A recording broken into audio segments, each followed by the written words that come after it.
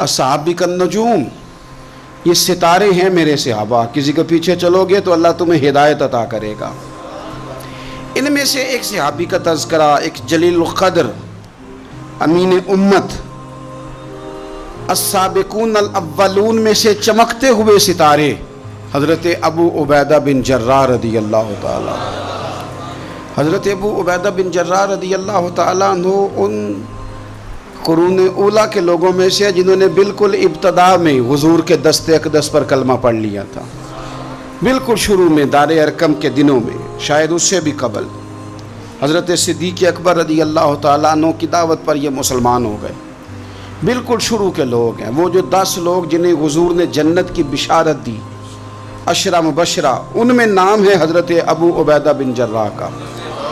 सही बुखारी में हदीस है, नबी पाक सल्लल्लाहु ताला अलैहि वसल्लम ने फरमाया हर उम्मत का एक अमीन होता है, और फरमाया मेरी उम्मत के अमीन हज़रत अबू उबैदा बिन जर्राह हैं रज़ी अल्लाह ताला अन्हु। अहले नजरान के कुछ लोग आए, उन्होंने अर्ज़ की हुजूर कोई एक शख्स हमारे साथ रवाना करे और बंदा कोई अमानतदार हो, अमीन हो। तो हुजूर मुस्कुराए, फरमाया मैं तुम्हें ऐसा अमानतदार देता हूँ कि वो इस तरह का अमानतदार है जिस तरह का किसी को अमानतदार होना चाहिए। ख़त्म हो जाती हैं उससे आगे पीछे ये सारी तारीफ़ें। फरमाया इस तरह के अमानतदार को तुम्हारे साथ भेजता हूँ, वो कौन है? फरमाया हज़रत अबू उबैदा बिन जर्राह। इतने फ़ज़ाइल जिस शख्स के हैं, आप लोगों की कमज़ोरी नहीं, ये हमारी कमज़ोरी है। हमने चंद एक सहाबा के तज़किरे किए, बाकी बुज़ुर्ग तरीन शख्सियात उम्मत के सामने आने से वो इसलिए रह गईं कि हमारी तरजीहात कुछ और चीज़ें थीं, हमारे फ़िक्र की जौलानियों में कुछ और चीज़ों ने जोश ज़्यादा मारा। हज़रत अबू उबैदा बिन जर्राह वो ख़ूबसूरत आदमी है कि इब्ने माजा में एक बड़ा अनोखा फरमान मौजूद है।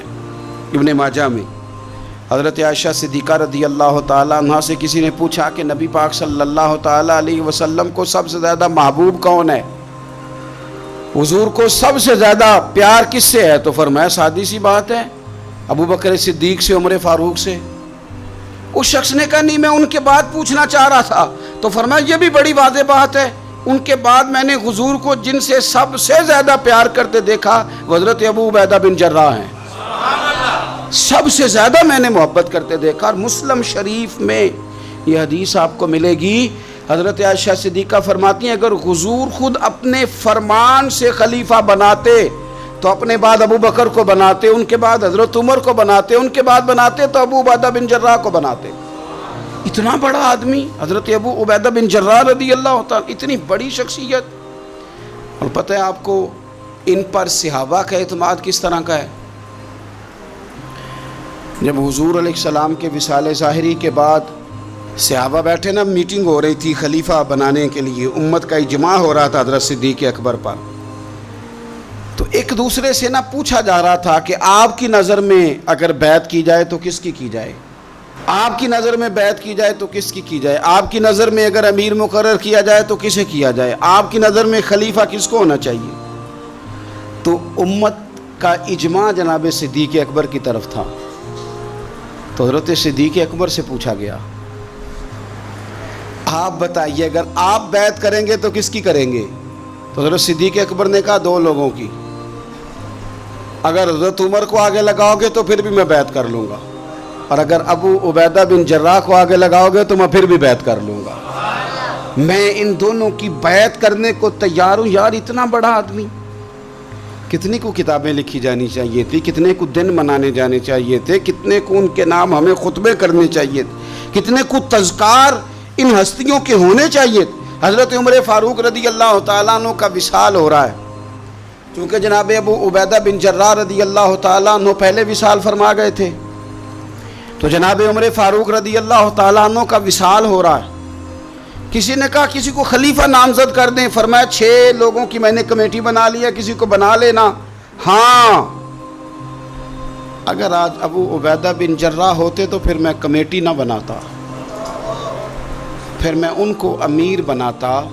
और अगर रब मुझसे पूछता کہ عمر کس کو امیر بنا کے آئے ہو، تو میں کہتا اے اللہ جسے تیرے نبی کریم نے امین فرمایا تھا انہیں میں امیر بنا آیا ہوں۔ اتنے بڑی شخصیات، اتنے بڑے نام، اتنا بڑا مرتبہ، اور پھر 2 ہجرتیں کی حضرت ابو عبیدہ نے، حبشہ بھی گئے، مدینہ بھی آئے، ہر جہاد میں شامل ہوئے، اور عشق کے امتحان دینے کی باری آئے تو سب سے پہلے دیے۔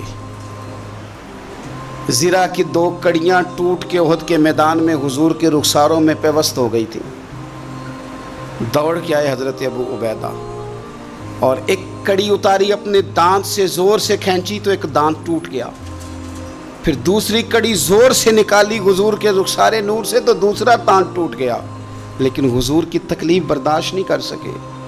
عجیب امتحان لیا ان کی محبت نے بھی، عجیب امتحان لیا۔ اعظم بلا سے اپنی وہ ہستی ہی کیوں نہ ہو، جو چیز اس کی راہ میں حائل ہو پھونک دو۔ عجیب امتحان لیا۔ احد کے میدان میں ان کے والد ان کے مقابلے میں آ گئے تھے۔ یہاں تو مقابلہ ہوتا ہے نا دولت اور دین کا، تو لوگ کمزوری دکھا جاتے ہیں، وطن اور دین کا تو لوگ کمزوری دکھا جاتے ہیں۔ یہاں تو مقابلہ ہوتا ہے نا ہمارا اپنے نفس کی خواہشات اور دین کا، تو غلبہ کچھ اور چیزیں لے جاتی ہیں، لیکن سامنے باپ ہے اور اس طرف دین ہے، حضور کی محبت ہے، نبی پاک کی غلامی ہے، مقابلہ ہو رہا ہے، قبول کس کو کرنا ہے؟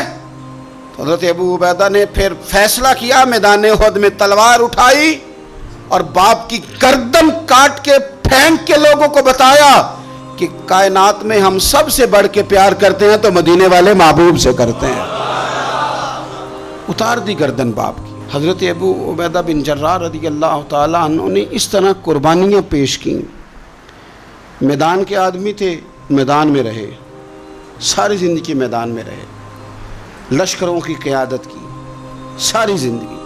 حضرت ابوبکر صدیق رضی اللہ تعالیٰ عنہ نے ان کو جہاد کے لیے بھیج دیا تھا۔ حضرت عمر کا بڑا اعتماد رہا۔ دوستی کس سے تھی؟ حضرت معاذ بن جبل سے۔ گہرے دوست کون تھے؟ حضرت خالد بن ولید۔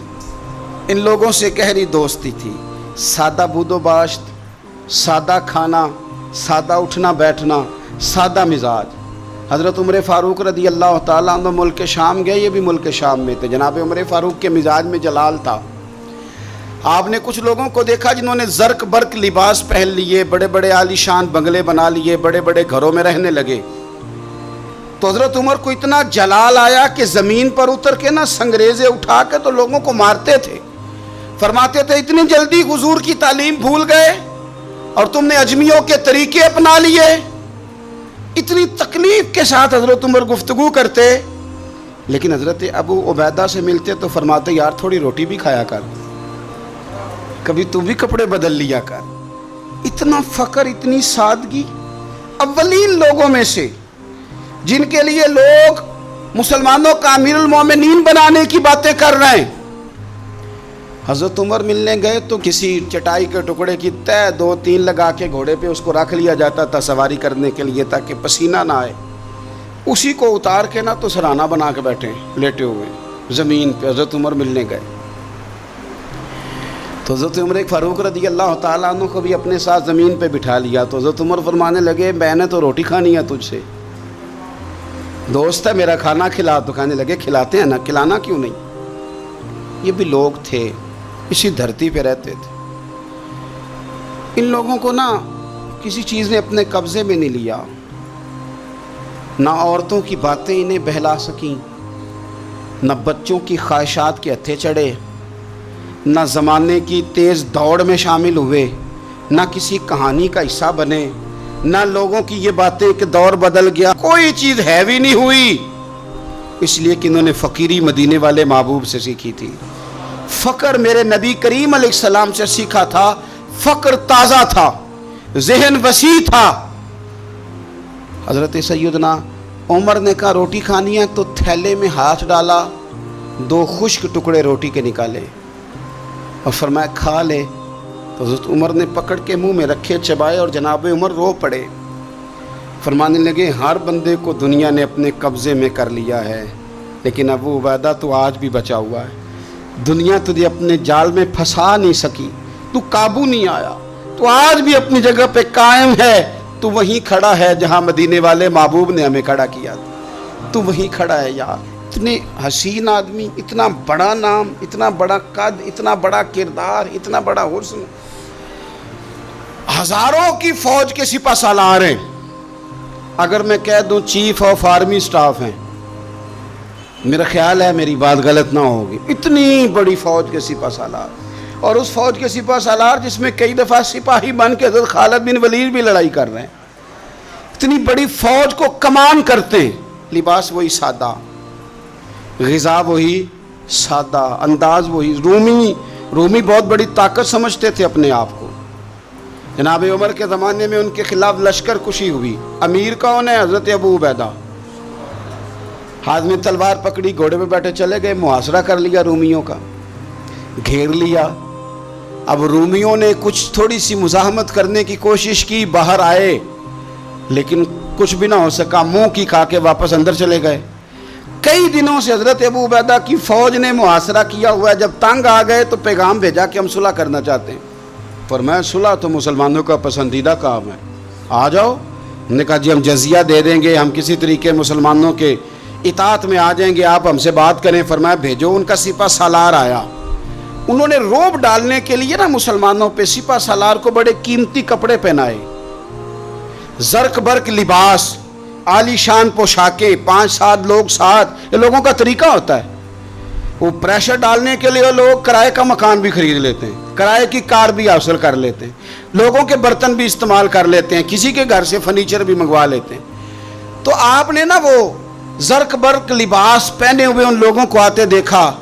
अब वो बड़े अपने अंदाज में तो रोब डालने के लिए आए थे ना, तो आके पूछा मुसलमानों के अमीर कहाँ हैं लश्कर के? तो उन्होंने कहा इधर ही थे, यहीं कहीं होंगे। बड़ा हैरान हुआ कि हम तो बड़े लाओ लश्कर के साथ आए। याद रख लें, रोब कपड़ों का नहीं होता, रोब किरदार का होता है। फिर पूछा कहाँ हैं? ने कहा जनाब वो सामने खेमे में देख लो। वो खेमे में गए तो इतनी बड़ी फौज का सिपा सालार जमीन पे बैठे और अपने तीर सीधे कर रहे हैं।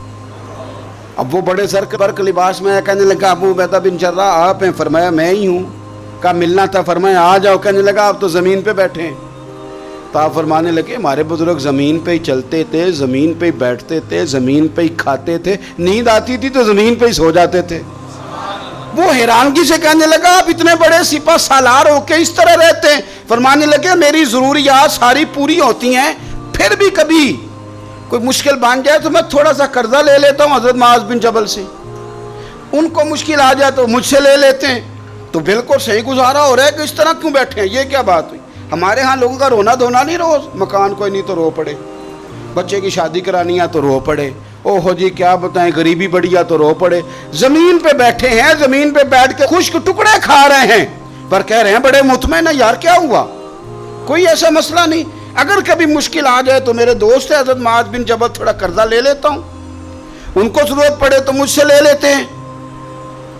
रूमी सुलह भी कर गए, बात भी कर गए, पर जहाँ जहाँ गए ना हज़रत अबू उबैदा बिन जर्राह का फ़क्र भी बयान करते गए। वो फ़क्र भी बयान कर, क्या करें, अब तो भाई पीरों की कोठियाँ भी देखने के काबिल हैं, क्या बताएं आप। अब तो जो ज़्यादा फ़कीरी का दर्स देता है ना, उसकी पजारों देख के बंदा परेशान भी हो जाता है। मुल्क शाम में ना ताउन का मर्ज़ फैल गया। हज़रत अबू उबैदा वहाँ थे। हज़रत उमर ने ख़त लिखा, फरमाया जल्दी आ जाओ, आपसे मशवरा करना है। आप समझ गए कि उमर ना मुझे यहाँ से निकालना चाहते हैं कि मुझे मर्ज़ ना लग जाए। जवाब लिखा, कहने लगे मुझे पता है जो मशवरा आपने करना है, मैं मुसलमानों को अकेला छोड़ के नहीं आ सकता, मैं लश्कर का सिपा सालार हूँ, कैसे आ जाऊँ, मैं यहीं रहूँगा। हज़रत उमर ने ख़त लिखा कि फिर आप जाबिया की जानिब भी चले जाएँ, थोड़े से वहाँ मौसम ठीक है, वहाँ तशरीफ़ ले गए। ताउन जब पूरी तरह फैल गया तो मिंबर पे खड़े होकर हज़रत अबू उबैदा बिन जर्राह ने खुतबा दिया। फरमाने लगे इस मर्ज़ से घबराना ना, तुमसे बहुत पहले जो साले लोग थे, नेक लोग थे, वो इस मर्ज़ की वजह से विसाल कर गए, ये नेक लोगों की मौत का सबब बना है, लोगों घबराना ना। फरमाया करते थे मैं तो दुआ करता हूँ मुझे भी खुदा की रहमत से हिस्सा मिले। आप जुमे की नमाज मस्जिद अक्सा में पढ़ने जा रहे थे तो रास्ते में ताउन का हमला हुआ, विसाल हुआ ताउन के मर्ज से। अशरा मुबशरा सहाबी अमीन उम्मत 58 साल उम्र, जनाजा हज़रत मुआज़ इब्न जबल ने पढ़ाया और फरमाने लगे लोगों पता है तुम्हें आज कौन गया है? आज वो गए हैं जिन्हें हुजूर ने अमीन उम्मत कहा था। आज वो हस्ती उठ गई जिन्हें नबी करीम अलैहिस्सलाम ने अमीन उम्मत फरमाया था। हज़रत मुआज़ इब्न जबल ने जनाजा पढ़ाया तो कुछ दिनों में हज़रत मुआज़ इब्न जबल भी ताउन के मर्ज से विसाल कर गए, उन पर भी ये हमला हुआ। मुल्क शाम में हज़रत अबू उबैदा बिन जर्राह का मज़ार पुरअनवार है।